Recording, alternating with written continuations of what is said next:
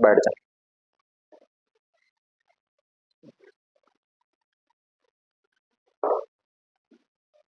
चलो, कल हम लोग क्या पढ़े थे? चैप्टर नंबर 5, चुंबकत्व एवं द्रव्य, उसका अक्षीय स्थिति में किसके कारण? चुंबकीय द्विध्रुव के कारण चुंबकीय क्षेत्र अक्षीय स्थिति में, ठीक है ना। आज पढ़ेंगे निरक्षीय स्थिति, जिसको बोलते हैं अनुप्रस्थ स्थिति, ठीक है ना, ब्रॉड साइड ऑन पोजीशन। तो पहले इसका डायग्राम को समझते हैं और साथ साथ डायग्राम को आप लोग बनाते जाना, समय बहुत महत्वपूर्ण है, ठीक है ना भाई। क्या हुआ? ठीक है ना, आएगा, ना दिखे चलेगा, वॉइस आना चाहिए, क्लियर है? इधर दिख रहे हैं ना सबको? हाँ, तो सबसे पहले क्या है, किसके कारण चुंबकीय? तो सबसे पहले मानेंगे कि ये क्या है, आपका एक चुंबक है, ठीक है ना भाई।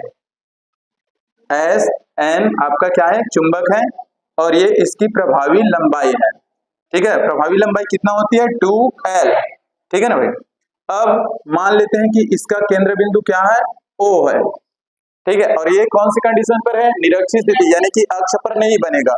कल अक्षीय स्थिति में पढ़े थे, वो अक्ष पर बना था आपका, तो ये निरक्षीय स्थिति में है, तो ये क्या होगा आपका? इसका लंबवत होगा, ठीक है ना भाई, मतलब अक्ष पर नहीं बनेगा।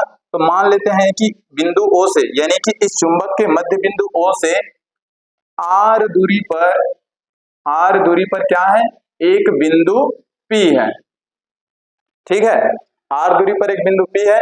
इसी पर आपको क्या करना है? इस चुंबक के द्विध्रुव यानी कि N और S के कारण लगने वाले किसी बिंदु P पर चुंबकीय क्षेत्र की तीव्रता निरक्षीय स्थिति में ज्ञात करनी है, अक्षीय स्थिति में नहीं, ठीक है ना। तो हमको क्या करना है? सबसे पहले ये S से P की दूरी और N से P की दूरी आपको ज्ञात करना रहेगा।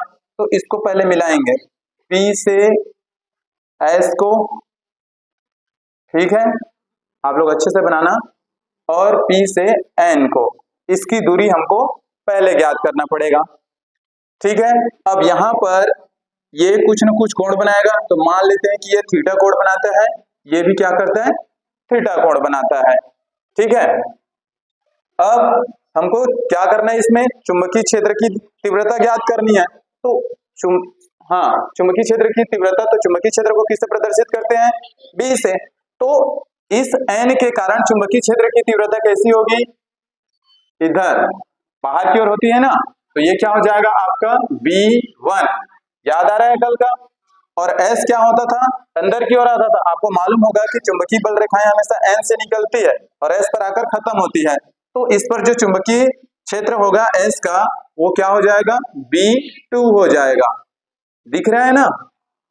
ये आपका क्या हो जाएगा? चुंबकीय क्षेत्र B2। यहां तक क्लियर हुआ? अब मान लेते हैं कि इसकी परिणामी क्या? चुंबकीय क्षेत्र, इन दोनों का परिणामी चुंबकीय क्षेत्र क्या है? B है। तो यहाँ पर जो थीटा थीटा कोण बन रहा है, तो यहाँ पर भी कुछ न कुछ कोण बनेगा। तो मान लेते हैं कि ये भी थीटा कोण है और ये भी थीटा कोण है। तो अगर मैं पूरी की बात करूं तो पूरा कितना हो जाएगा? 2 थीटा होगा कि नहीं होगा भाई? ये भी थीटा, ये भी थीटा, कुल मिला के 2 थीटा होगा, ठीक है।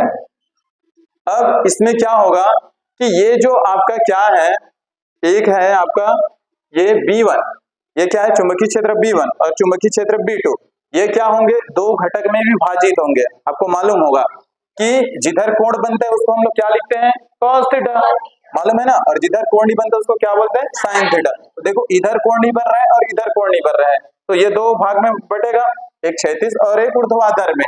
तो इसको क्या मान लेंगे कि इसको मान लेंगे B1 के सापेक्ष, ठीक है ना। ये B1 है, तो ये हो जाएगा B1 sin थीटा। तो इधर क्या बनेगा आपका? इधर बनेगा, इसको बड़ा कर देता हूं, ठीक है ना। इधर बनेगा आपका एक बार B1 cos थीटा, बनेगा B1 cos थीटा, ठीक है। ये तो हो गया किसके सापेक्ष? इस B1 के सापेक्ष है, ठीक है ना। उसी प्रकार B2 भी दो घटक में विभाजित होंगे, तो इधर कोण नहीं बन रहा है, तो ये वाला हिस्सा कौन हो जाएगा? B2 sin थीटा होगा, ये होगा आपका B2 sin थीटा। समझ में आ रहा है ना? आ रहा है ना? हाँ, अब ध्यान से देखना भाई। अब ये तो B2 sin थीटा किसके हो गया? इसके लंबवत हो गया। तो क्षैतिज में क्या बनेगा? क्षैतिज में बनेगा B2 cos थीटा। अब देखो, ये क्या है? इनके परिमाण समान है, ठीक है ना भाई, लेकिन एक दूसरे की विपरीत होने के कारण ये एक दूसरे को क्या कर देंगे, निरस्त कर देंगे। तो आपका परिणामी चुंबकीय क्षेत्र की तीव्रता किधर निकलेगा, क्षैतिज दिशा में, तो ये दोनों जुड़ जाएगा, B1 cos थीटा और B2 cos थीटा।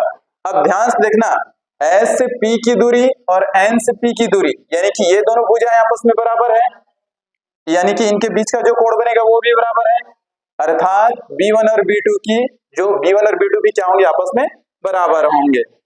समझ में आ रहा है ना, B1 और B2 भी क्या होंगे, आपस में बराबर होंगे। इसकी वजह से पता चला क्योंकि S से P की दूरी और N से P की दूरी, ये दोनों भुजाएं आपस में बराबर है, इनके बीच का जो कोण है वो भी बराबर है, तो B1 और B2 भी क्या होंगे, आपस में बराबर होंगे। इतना तक समझ में आया। अब इसी को पूरा शब्दों में वर्णन करना है हमको, ठीक है। लिखूं आगे जी? हाँ, तो सबसे पहले क्या करना है, मानना पड़ेगा कि जो जो आप लोग क्या किए हो, और यहां से यहां तक की दूरी कितना होगा, ये L होगा और ये भी L होगा, होगा ना, क्योंकि पूरा 2L है, तो S से O की दूरी L और O से N की दूरी क्या होगी, L, और कुल मिला के S N की दूरी 2L। तो लिखेंगे माना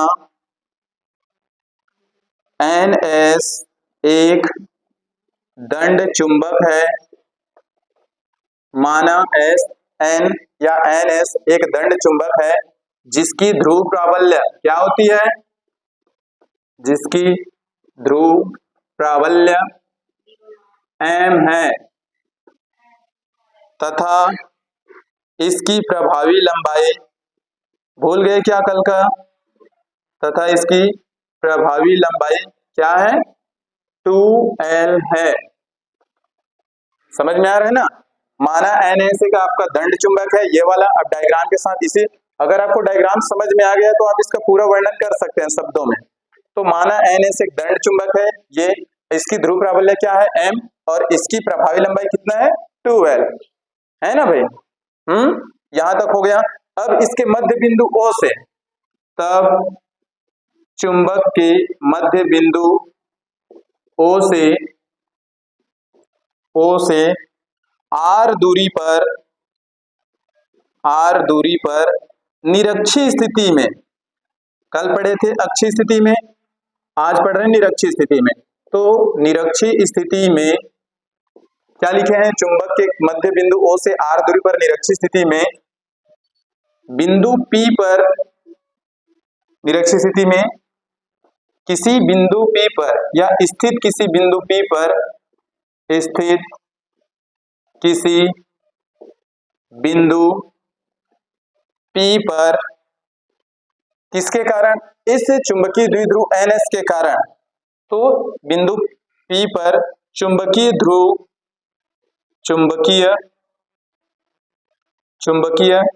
द्विध्रुव NS के कारण चुंबकीय क्षेत्र की तीव्रता ज्ञात करनी है, चुंबकीय क्षेत्र की तीव्रता ज्ञात करनी है।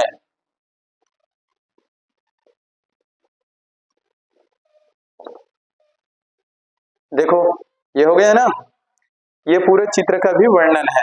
माना NS से आपका एक दंड चुंबक है जिसकी ध्रुव प्राबल्य M है तथा इसकी प्रभावी लंबाई 2L है, तब चुंबक के मध्य बिंदु O से R दूरी पर निरक्षीय स्थिति में स्थित किसी बिंदु P पर चुंबकीय द्विध्रुव NS के कारण, इसके कारण चुंबकीय क्षेत्र की, कहां तक का नहीं आया,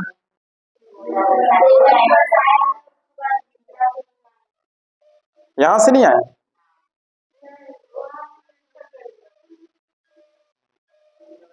हटा दो जी बुक ला।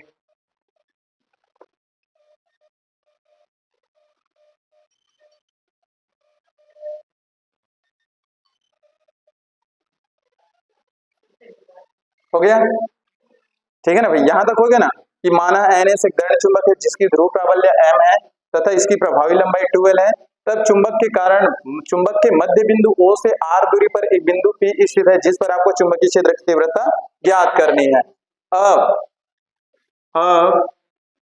उत्तरी ध्रुव N के कारण बिंदु P पर बिंदु P पर चुंबकीय क्षेत्र की तीव्रता, तब उत्तरी ध्रुव N के कारण बिंदु P पर चुंबकीय क्षेत्र की तीव्रता क्या हो जाएगा बताओ। B1 बराबर म्यू नॉट अपान 4 पाई इंटू एम अपान कौन सी दिशा में हो जाएगा देखो। ये किसकी दिशा में एन से, तो एन पी की दिशा में, तो ये हो जाएगा एन पी स्क्वायर, तो ये हो जाएगा एन पी की दिशा में। इसको यहीं तक छोड़ दो अभी, ठीक है, इसको समीकरण नंबर 1 दे दो। इसी प्रकार दक्षिणी ध्रुव साथ में नोट करते चलिएगा, ठीक है ना।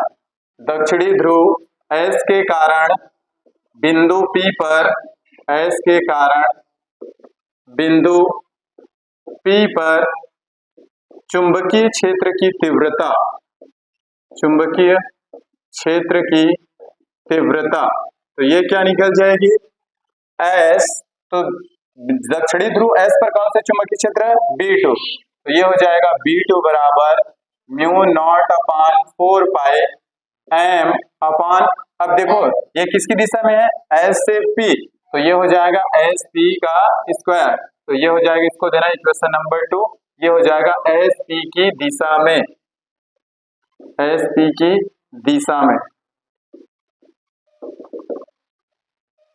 यहां तक सबको समझ में आ गया, ठीक है ना भाई।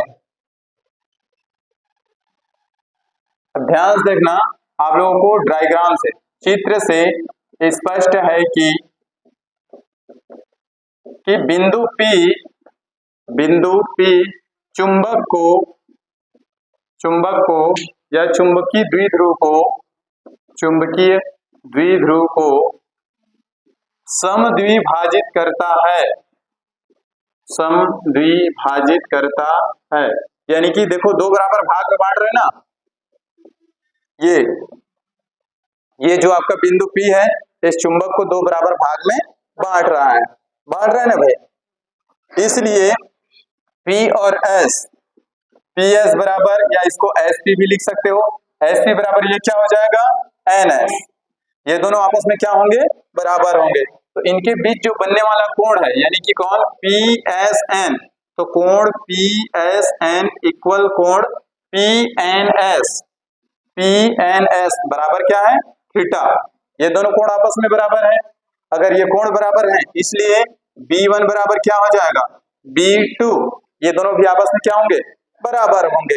अब B1 का जो चुंबकीय क्षेत्र B1 है उसको दो घटक में विभाजित करेंगे, इसी प्रकार B2 को भी दो घटकों में विभाजित करने पर, ठीक है ना।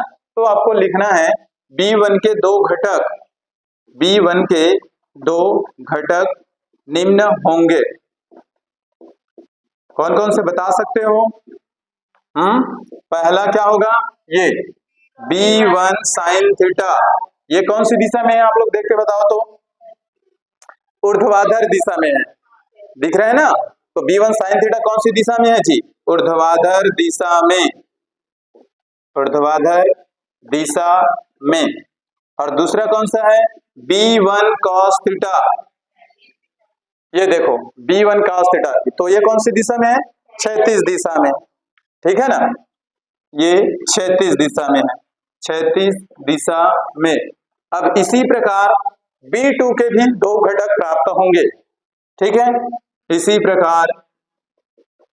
प्रकार जो आपका चुंबकीय क्षेत्र B2 है, B2 के भी दो घटक प्राप्त होंगे। कैसे होगा, तो पहला कौन सा होगा आपका B2 साइन थीटा, ये अब किधर बन रहा है डायग्राम में देखो B2 साइन थीटा, ये भी ऊर्ध्वाधर दिशा में ही है, ठीक है ना, तो ये हो जाएगा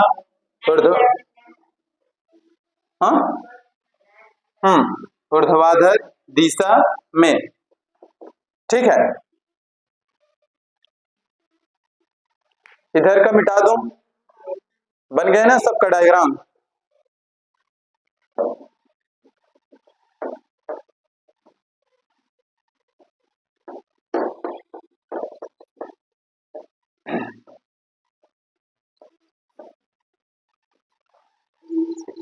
आगे ध्यान से देखिएगा। हाँ, दूसरा कौन सा घटक में होगा? एक तो है आपका B2 साइन थीटा, दूसरा हो जाएगा आपका B2 कॉस थीटा। ये कौन सी दिशा में है? क्षैतिज दिशा में। डायग्राम देखे थे ना, अब डायग्राम को आप लोग देखते जाना भाई। क्षैतिज दिशा में, यहां तक हो गया।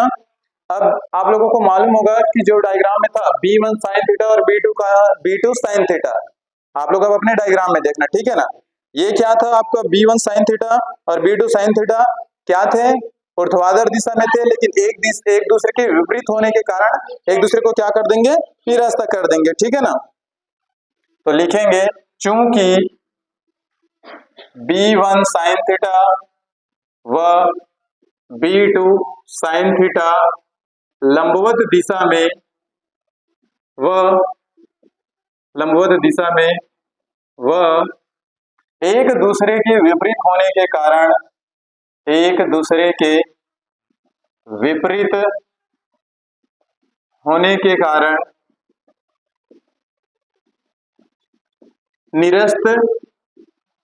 निरस्त हो जाएंगे। अतः परिणामी चुंबकीय क्षेत्र की तीव्रता, या ऐसे लिखो, तथा B1 cos थीटा व B2 cos थीटा क्षैतिज दिशा में होने के कारण जुड़ जाएंगे। क्षैतिज दिशा में होने के कारण जुड़ जाएंगे।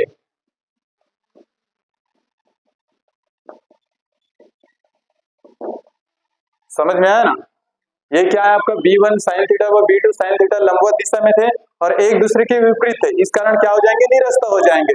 लेकिन आपका B1 cos थीटा व B2 cos थीटा क्षैतिज दिशा में होने के कारण क्या होंगे? जुड़ जाएंगे। तब क्या हो जाएगा?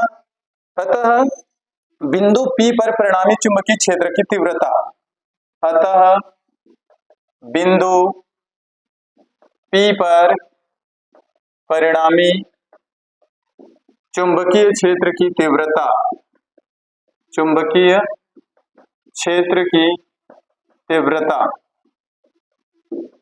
कैसे निकालते हैं? परिणामी चुंबकीय क्षेत्र की तीव्रता, दोनों जुड़ जाएगा। तो B ये है आपका परिणामी चुंबकीय क्षेत्र की तीव्रता, ये हो जाएगा B1 cos थीटा। जुड़ा क्यों? क्योंकि वहां आप लोग डायग्राम में देखे भी थे, परिणामी चुंबकीय क्षेत्र की तीव्रता निकाले थे, B बराबर दोनों जुड़ा था। तो B1 cos थीटा और ये हो जाएगा B2 cos थीटा।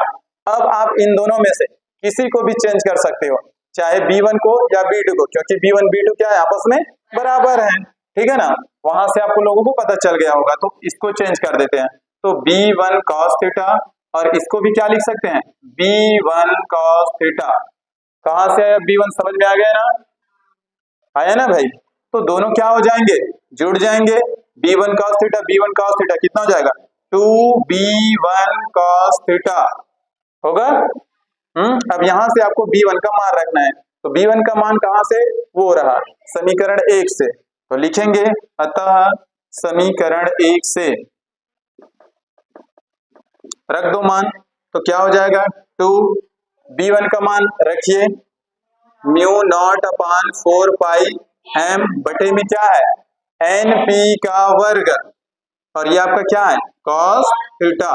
इसको देना इक्वेशन नंबर 3, 2 तक हो गया था, 3 तक हुआ, समझ में आ गया ना यहां तक? अब आपको क्या करना है? इस NP स्क्वायर का मान निकालना है और cos थीटा का मान निकालना है। तो NP स्क्वायर का मान कहां से निकलेगा? जो आपका एक त्रिभुज बना था, इधर क्या था? P, इधर M और इधर क्या था? O। समझ में आया? तो इसमें लगाएंगे पाइथागोरस प्रमेय। पाइथागोरस प्रमेय मालूम है ना भाई? हाँ, यहां तक दिख जाएगा ना अभी?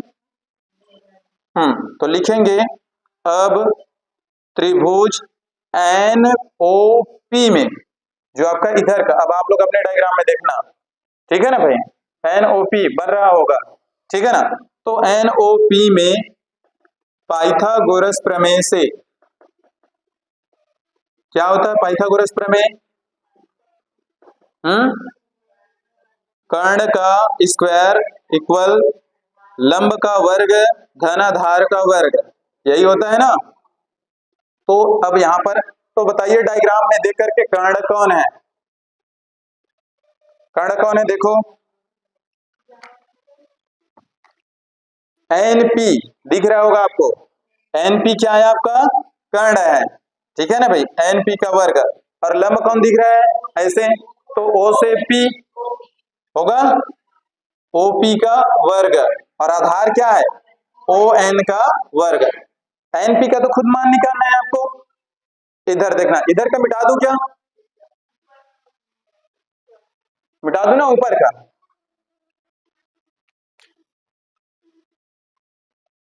कहां तक मिटाऊं, चलिए ध्यान से देखते जाइएगा, ठीक है।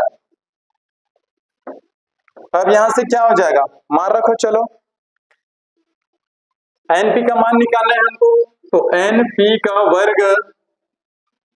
का वर्ग बराबर ओपी का मान, देखो अब क्या है डायग्राम में, ओ से पी का मान कितना है, आर है, तो ये आर का वर्ग प्लस ओ एन का मान कितना है, एल, तो एल का वर्ग, और आपको यही चाहिए था, एन पी का वर्ग, ठीक है। हाँ, इसको रहने दो, अभी और आगे बढ़ाते, इसको समीकरण 4 दे दो। अगर मैं यहां से सिर्फ एन पी का मान निकालूं तो ये वर्गमूल है, सॉरी वर्ग है, पक्षांतर करेंगे तो किसमें जाएगा, वर्गमूल में, तो आर का वर्ग प्लस एल का वर्ग। यहां तक समझ में आया। अब हमको किसकी वैल्यू निकालनी है, कॉस थीटा का, ठीक है ना भाई, तथा कॉस थीटा, और कॉस थीटा बराबर क्या होता है, आधार बटे कर्ण, मालूम है ना, आधार बटे कर्ण होता है भाई, और आधार इसमें कौन दिख रहा है, कौन है आपका ओ एन, और कर्ण कौन है आपका, आधार है आपका ओ एन और कर्ण है आपका एन पी है, देख लेना डायग्राम से। तो ओ एन की वैल्यू कितना है, देखो ओ से एन की वैल्यू कितना है, आर है, और एन पी का मान अभी आपके सामने में है, तो कंफ्यूज काहे कर रहे हो, डायग्राम नहीं है, आपको बताना है अब, ठीक है ना भाई, मिट चुका है। ओ एन का मान कितना है, एल, और एन पी का मान यहां से आपको रखना है भाई, तो ये रहा आपका R square plus L square और पूरे का वर्गमूल। अब आपके पास दोनों वैल्यू निकल चुकी है, कॉस थीटा का भी मान है, आपका एन पी स्क्वायर का भी मान है, तो इन सब मान को समीकरण 3 में रखने पर तो लिखेंगे किसका किसका, एन पी स्क्वायर तथा कॉस थीटा का मान समीकरण 3 में रखने पर, दिख रहे हैं ना समीकरण 3 आप लोगों को, चलो ध्यान से देखना, तो फिर नीचे का मिटा दूं, ये मिटा दूं, ठीक है मिटा रहा हूं, ठीक है,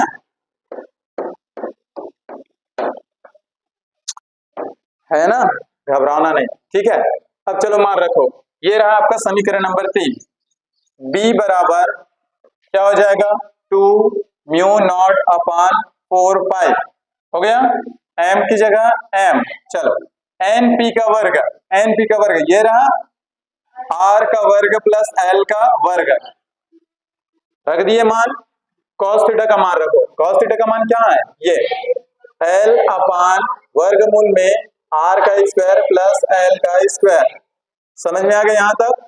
हाँ, अब इस 2ml को मैं एक साथ लिखूंगा, क्योंकि ये क्या निकलेगा, चुंबकीय आघूर्ण, मालूम है ना कि ध्रुव प्राबल्य और किसी चुंबक की प्रभावी लंबाई के गुणनफल को चुंबकीय आघूर्ण कहते हैं, तो इसको बस एक साथ लिख रहा हूं, ध्यान से देखना, तो ये हो जाएगा b बराबर, ये रहा आपका म्यू नॉट अपान 4 पाई, हो गया, इसको बस लिखने का तरीका चेंज कर रहा हूं, 2ml चलेगा ना, ऐसे लिख सकते हैं इसको। हाँ, अब इसको ध्यान से देखना, ये रहा आपका R square plus L square, और इसको ये जो वर्गमूल है उसको मैं ऐसे लिख सकता हूँ, आर का वर्ग प्लस एल का वर्ग और पूरे की घात में 1/2, इस वर्गमूल का मतलब ही इतना होता है, ठीक है। अब देखो ये गुणा की कंडीशंस में है, आधार सेम सेम है, ये भी सेम ये भी सेम, और यहाँ घात कुछ नहीं, मतलब क्या है, तो आधार समान है, घातें आपस में जुड़ती है, मालूम होगा, ठीक है ना, तो ये कितना हो जाएगा, और इसकी जगह वैल्यू रखते हैं, तो यहाँ लिख देना, आप लोगों को मालूम है कि चुंबकीय आघूर्ण बराबर क्या होता है, 2ml इतना होता है, तो ये हो जाएगा आपका म्यू नॉट अपान 4 पाई, और इसके पूरे की जगह क्या लिखना है, कैपिटल M, जो क्या है मालूम है ना आप लोगों को, चुंबकीय आघूर्ण है, ठीक है ना। अब यहाँ ध्यान से देखना, आधार समान है एक बार लिखो, और घातें आपस में क्या होती है, जुड़ती है, तो इधर का 1 और ये प्लस 1/2 होगा, कुल मिला कितना बनेगा, 2 एकम 2, 2 और 1 3, 3/2 बनेगा, लिख दूं यहीं पर 3/2। ठीक है ना भाई, एक्स्ट्रा आगे ले जाने की कोई आवश्यकता नहीं है। यहां तक क्लियर है सबको? देख लो तो भाई, यहां तक पहले नोट कर लो।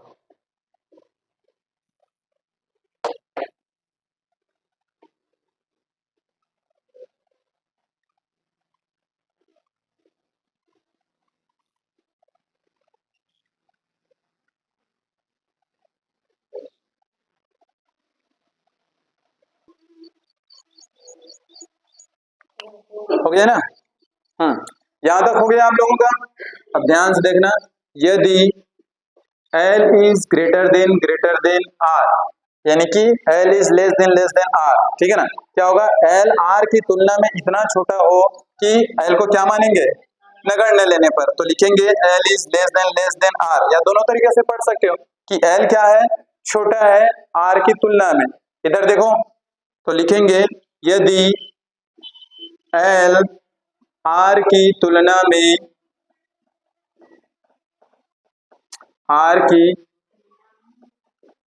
में क्या हो? अत्यधिक छोटा हो तो, अत्यधिक अल्प हो तो L को नगण्य लेने पर या नगण्य मानने पर तो L बराबर क्या हो जाएगा? L बराबर 0। तो ये वाला पार्ट क्या हो जाएगा? 0। तो कितना बचेगा? इधर ध्यान से देखना, तब B बराबर क्या हो जाएगा? म्यू नॉट अपान 4 पाई, और ऊपर में क्या है? M, नीचे क्या बचेगा? R square. L तो 0 हो जाएगा और उसकी घात में कितना है? 3/2, 2 से 2 कैंसिल हो जाएगा, तो बचा क्या? B बराबर म्यू नॉट अपान 4 पाई, M बचा ऊपर में और नीचे में क्या बचा? R की घात 3, ये 3 बचा है ना? यह आपको निकल के आएगा निरक्षीय स्थिति में चुंबकीय क्षेत्र की तीव्रता, और उसके मात्रा क्या होता है? टेस्ला। ठीक है, ये हो गया आपका चुंबकीय क्षेत्र की तीव्रता निकल गई किसमें?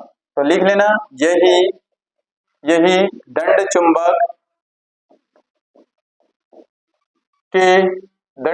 NS के कारण बिंदु P पर चुंबकीय क्षेत्र की तीव्रता का व्यंजक है। चुंबकीय क्षेत्र की तीव्रता का व्यंजक है। आ गया समझ में पूरा? ठीक है ना भाई, देख लीजिए कहीं पे भी समझ में नहीं आया होगा तो।